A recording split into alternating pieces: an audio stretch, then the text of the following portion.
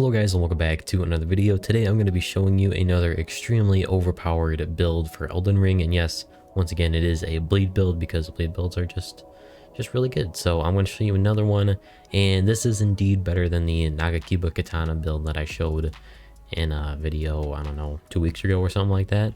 This is much better than it, like a lot better. So yeah, and it is fairly endgame, or actually it's very endgame. You have to be at this island over here, which you got to defeat the fire giant to get there, because you defeat the fire giant here, then you run up these chains, and then you go over to the site of grace, and then you get teleported over to here. So yeah, pretty endgame, but once you make it here, it is a very good build, extremely good. So before we get started though, a like is always appreciated, and get subscribed for more Elden Ring content in the future, and let's get started. So the two weapons that we want to get is the Beastman's Curved Sword, and I have mine set to blood on both of these so that it's really good for bleed buildup. And I have mine both at plus 24 and plus 25, although if you have these at a lower level, they are still super good. Just whenever you can, just make sure you're getting up to as high a level as you can get them. And the way that you get these two swords is by heading over to this island over here, and there is actually a site of grace right here, which is a much better place to do this, but somehow when I got teleported over here and I run up here and I had to kill the enemies that are in this area right here, I totally missed the site of grace and I ran right past it and I cannot get back to it. So I'm going to teleport here, but you can do the same thing at this site of grace as you can do at this one, but I'm going to teleport here. So pretty much what you need to do is kill as many of those enemies as you possibly can. These guys right here, I'll kill this one.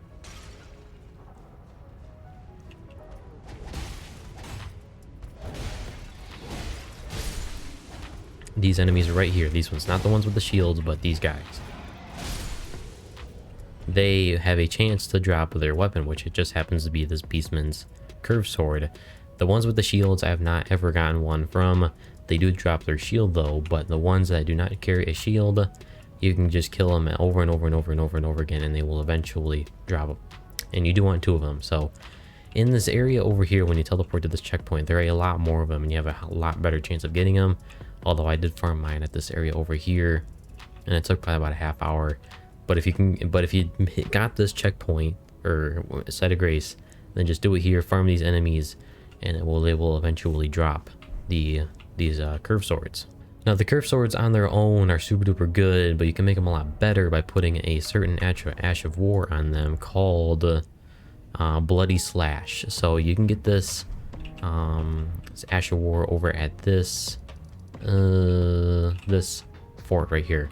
When you head over to this fort, I'm not going to demonstrate it because it's super easy, but you enter the fort, kill the enemies that are there, and then you'll run up the stairs, and at the top of the stairs there will be a knight that you want to kill, and when you kill that knight, it will drop the Bloody Slash ash of war, and you'll want to put that on these swords and select blood, and you'll be good to go. Put it on both of them, and if you don't know how to duplicate ash of wars, I'm not going to explain to you how it's doing in this video, but it's pretty easy. Just look up tutorial and you'll be good to go. And yeah, there you go. You'll have two extremely good blood dealing weapons, or blood stacking weapons.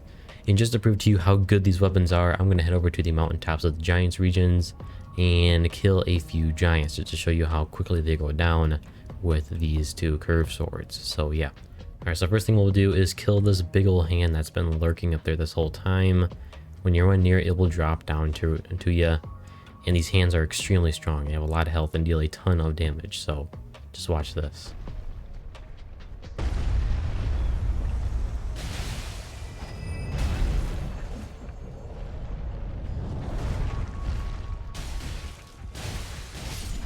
With that 4,000 damage. I killed one of these before it could even hit me before. I didn't do that very well, but I got up to 6,000 damage. And that's because that's how much health they have. Now let's head up here and try taking on a giant.